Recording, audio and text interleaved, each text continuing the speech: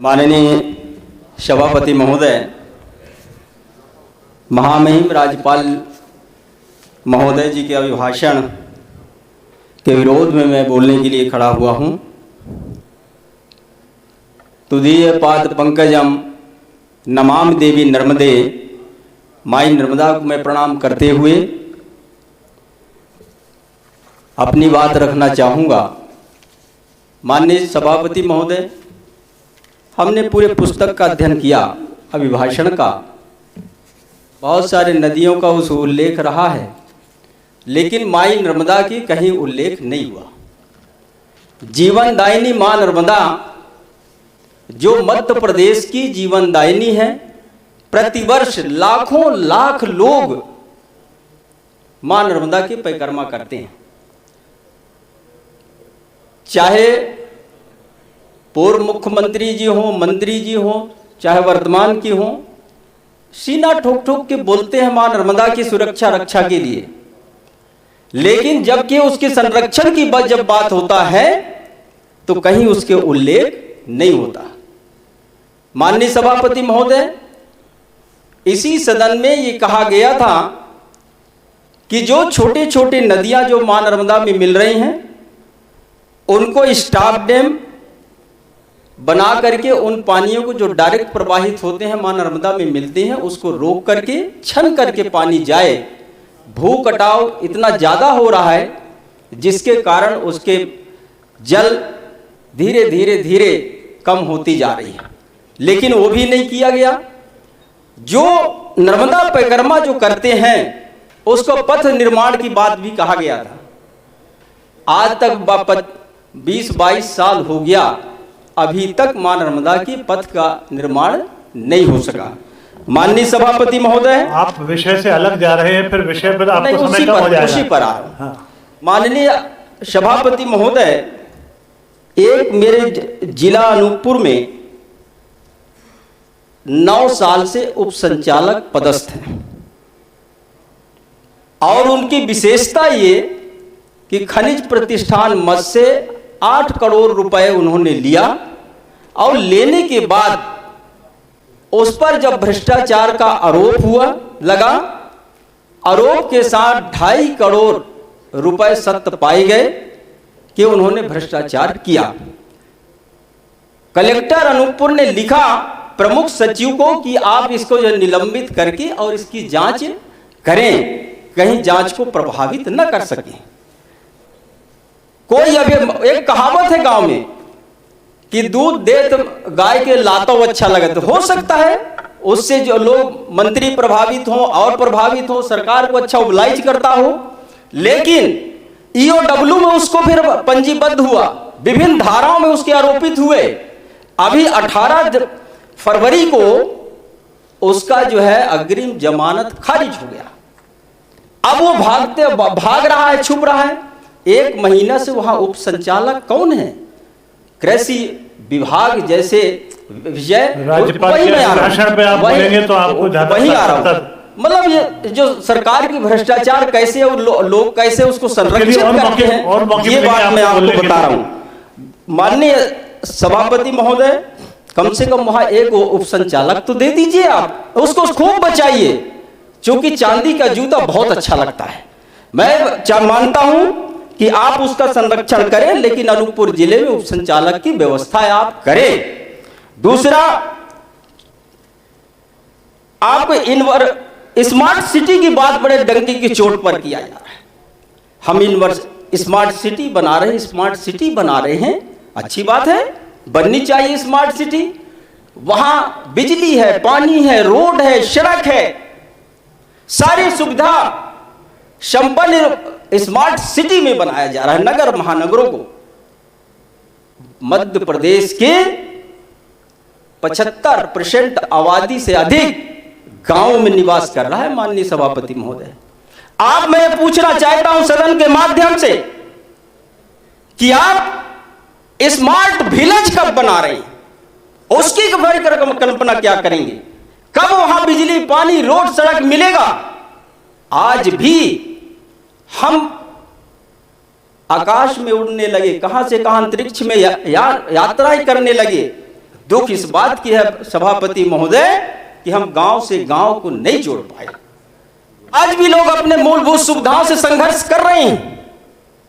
ये मैं चाहता हूं कि हमारे गांव का भी विकास हो। गांव के लोग भी वो सपने और जगमग रोशनियां शहर में जब जाते हैं तो भी देखते हैं, उनकी भी अंतरात्मा ये कहती है कि काश मेरे गांव में भी यदि ऐसे ही रोड, पुल, पुलिया, नल, जल, टोटी खोलो पानी मिले। वो तो अभी है नहीं नगरीय प्रशासन मंत्री ने, मैं तो कहता हूं उनको कि जैसे इस सदन में उन्होंने आश्वासन दिया था, वो कहां गया? टप टप पानी में गिराऊंगा अमरकंटक में बोल के, आज तक वहां नहीं गिरा, आज तक वहां क्रियान्वित नहीं हुआ। सदन में, ये सदन 8.5 करोड़ 9 करोड़ लोगों के सर्वांगीण विकास के लिए हम चिंतन मंथन कर रहे हैं। माननीय सभापति महोदय अब मिथ्या बात बोल करके वो चले जाते हैं। मैं माननीय सभापति महोदय आपको मैं कहना चाहता हूं कि मनरेगा यूपीए की सरकार में माननीय तत्कालीन प्रधानमंत्री मनमोहन सिंह जी का ये देश 5 मिनट हो गए हैं, कृपया समाप्त करें। आप जैसा कहें, वो लाइन वही है मेरा आने जाने का, और बाकी जैसा आप कहेंगे 2 मिनट। राज्यपाल के अभिभाषण पे आपसे बात 2 मिनट कर लीजिए। मैं 2 मिनट में अपनी जल्दी बात रख दूंगा, क्योंकि वर्तमान में जो कृषि मजदूर खाली हो गए उनको काम चाहिए। अब वो काम के लिए अपने मध्य प्रदेश से पलायन हो रहे हैं। ऐसी आपकी योजना होनी चाहिए कि ये मनरेगा का, महात्मा गांधी राष्ट्रीय रोजगार गारंटी योजना 100 दिन का हम कार्य की गारंटी देते थे, रोजगार की गारंटी देते थे, वो आपने रोक के रखा है। वहां जो है मटेरियल पार्ट को आपने रोक दिया, सब काम धीरे धीरे बंद हो गए और लोग पलायन हो रहे हैं। दूसरा अपना संबल योजना, ये संबल अनुग्रह योजना उस पीड़ित मानवता का जो पीड़ित है, जो इस दुनिया में नहीं है, उसके परिवार को हम सहायता पहुंचाने के उद्देश्य से ये संबल अनुग्रह योजना लागू किया गया। 6 महीने से इसके पोर्टल बंद करके आपने रखा। एक जिले में, एक जनपद पंचायत में करोड़ों करोड़ रुपए का भुगतान संबल अनुग्रह योजना के आवेदन पड़े हुए हैं। सरकार पोर्टल को बंद करके रखा है, जिसके कारण वो पीड़ित परिवार को, दुखित परिवार को इस योजना का लाभ नहीं मिल पा रहा। आप पोर्टल खोलिए और पैसा उनको भुगतान करिए, जिस उद्देश्य से इसको बनाया गया है। आप बंद करके क्यों रखे हैं? पैसा भेजिए वहां, ताकि उस व्यक्ति को लाभ मिले और उनके आवेदनों पर कार्रवाई हो सके। धन्यवाद। एक मिनट माननीय, आवास योजना मैं स्वर्गीय श्रीमती इंदिरा गांधी जी को मैं नमन करना चाहता हूं। उन्होंने इंदिरा आवास योजना लागू किया, समय बदला, परिवर्तन हुआ, सरकारें बदली, समय परिवर्तन हुआ, उसका नाम पीएम आवास योजना हो गया। अच्छी बात है।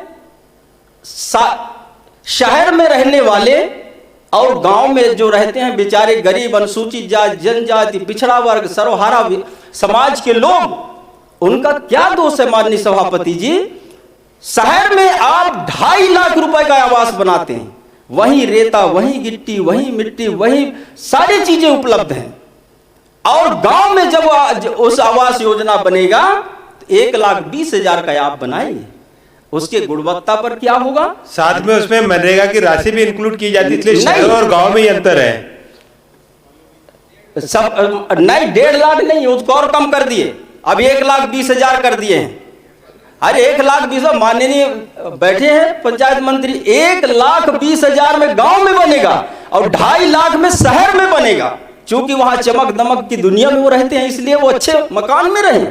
और जो कृषि दाता, अन्नदाता है, जो गरीब, जो किसान है, जो जंगलों में रह रहा है, पहाड़ों में निवास कर रहा है, बैगा जनजातीय सहारिया है, ऐसे लोगों को आप 1,20,000 देके और 5 वो गिर जाएगा, वो गिर जाए, छपाई तक नहीं होता। माननीय पंचायत मंत्री महोदय, दोनों को माननीय सभापति महोदय बहुत वरिष्ठ और अच्छा बोलते हैं, लेकिन वो दोनों को मिक्स कर रहे हैं। जनमन योजना में 2 लाख रुपए है और आप 1,20,000 कह रहे हो, ये बिल्कुल उचित नहीं है। जो बैगा, सहरिया, ये अति पिछड़ी जो जनजातियां हैं उनके लिए 2 लाख रुपया है। अभी हुआ है। अरे हो तो गया ना, अभी हुआ है जे, अभी वो जनमन अभी लागू हुआ है, पहले नहीं था जनमन। 46,000 बन गए, 46,000 अभी बने, 46,000 बन गए। माननीय सभापति समाप्त करें और पंचायत, ये बहुत महत्वपूर्ण है माननीय सभापति महोदय, क्योंकि और बहुत सभी को मिले।